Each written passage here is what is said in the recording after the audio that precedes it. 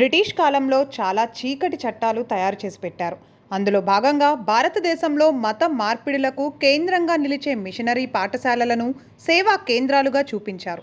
ఈ పాఠశాలల్లో సేవలు అందించే పాస్టర్లు మరియు క్రైస్తవ నన్ల జీతాలను సేవగా పరిగణించాలని, ఎలాంటి పన్నులు వసూలు చేయకూడదని చట్టం చేసి పెట్టారు.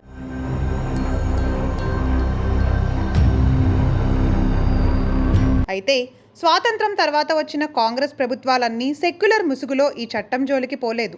పాస్టర్లు నన్లకు ఏడాదికి లక్షల్లో ఆదాయం వచ్చి పడుతున్నా పన్ను ఏమాత్రం అడగలేదు. మిగిలిన ఉద్యోగుల నుంచి ముక్కుపిండి ఆదాయం పన్ను కట్టించుకునే ప్రభుత్వ వర్గాలు చర్చిల జోలికి ఏమాత్రం పోలేదు.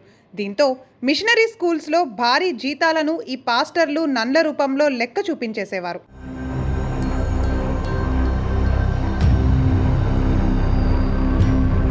కానీ 2014లో అధికారంలోకి వచ్చిన నరేంద్ర మోదీ ప్రభుత్వం ఈ పాస్టర్లు నన్లు కూడా ఇతర ఉద్యోగుల మాదిరిగా ఆదాయపు పన్ను కట్టాలని నోటీసులు ఇచ్చింది.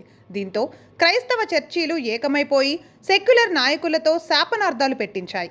ప్రతిపక్ష పార్టీలతో వార్నింగ్లు ఇప్పించాయి. అవేమీ ఫలించకపోవడంతో కోర్టులలో న్యాయ పోరాటాలు మొదలుపెట్టాయి. కింది కోర్టులు, ఆపై జిల్లా కోర్టులు, తర్వాత హైకోర్టులు, చివరకు సుప్రీంకోర్టు దాకా న్యాయ పోరాటం నడిపించాయి.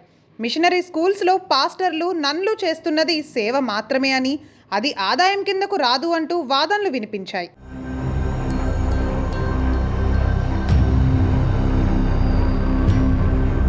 ఈ వాదనలన్నీ చివరిగా సుప్రీంకోర్టు కొట్టివేసింది.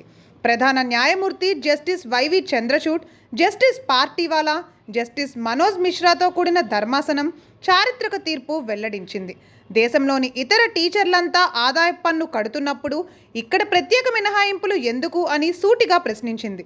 కేంద్రంలోని నరేంద్ర మోదీ ప్రభుత్వం అనుసరిస్తున్న విధానాలను సమర్థించింది. దీంతో క్రైస్తవ చర్చిలకు షాక్ తగిలినట్లయింది.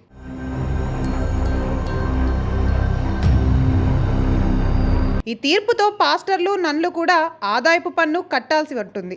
మిగతా టీచర్ల మాదిరిగానే సౌకర్యాలు, వసతులు కూడా పొందవచ్చు.